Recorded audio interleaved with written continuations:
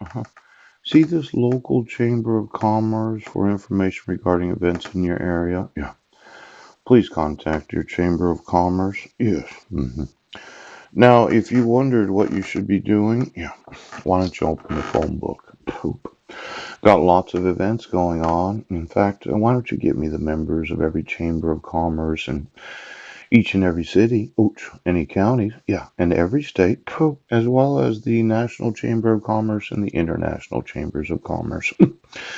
This is an international organization with the intention of promoting commerce. Yep. Yep. Now, I happen to have emailed them about this obstructing of my right to work. Pooh!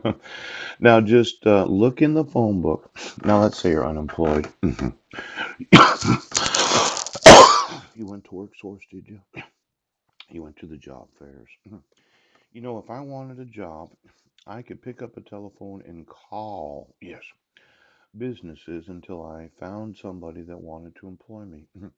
Now, I did this in the past when I was a teenager and I was a hod carrier. Yes.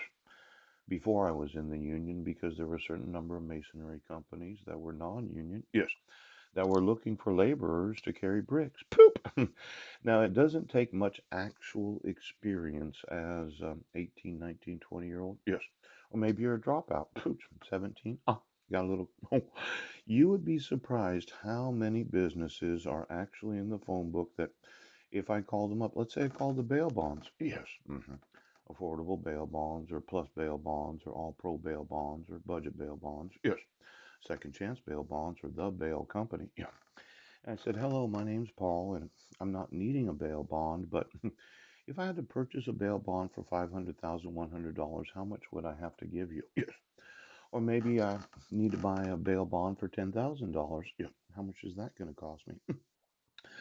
I think these bail bond companies, they make quite a bit of money because I was thinking about being taken into custody. Yes. See, my record was expunged and all bail was exonerated. Yes. But as a homeless man, you said you don't have to enforce my rights. You don't have to give me my sons. Why don't we go through all the bail bond companies in every state, city, county, and tribal government of this United States? Where if you were arrested, yes, and you tell the bail bondsman, well, actually, I wasn't there and swim. No, I wasn't in Brennan. No, but they put me in jail and they made me put up my assets to be able to get out. Poop! Now, this idea of having to post bail without any evidence against the accused, yes, there could be some sort of loss in that.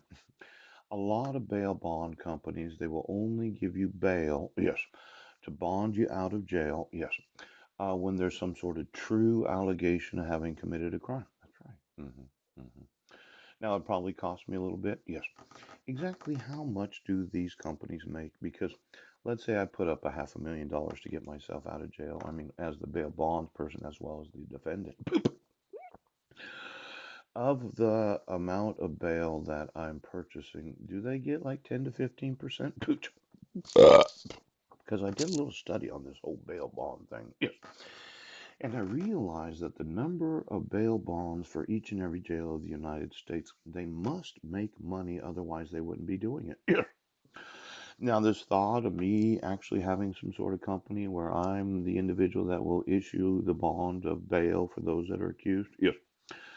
Let's go through all the bail bonds of every jail of the United States and every individual that posted bail for the last 20 years, and then how many were actually convicted of a crime? Yes. How many were found mentally incompetent because of fraudulent mental health evaluations? Yes. If it's dismissed because of incompetence, do I still have to pay some sort of fee to the bail bondsman? Yes. Yes. I would think I would. I mean, can you use anybody's money? Yes. Without paying them some sort of interest or fee?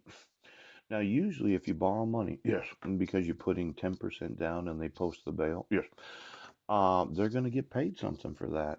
It's the use of their assets as a bond, yes, that if you do not appear in court, they will go find you and they will make you go to court. That's right. Could you get me the tax returns for every bail bond company and all the employees for the last 20 years? Yes. See, when you arrest individuals knowing that they didn't commit a crime, yes, so that you can commit the fraud of fraudulent mental health evaluations, yes. It affects the actual income and assets of the accused and the bail bond company.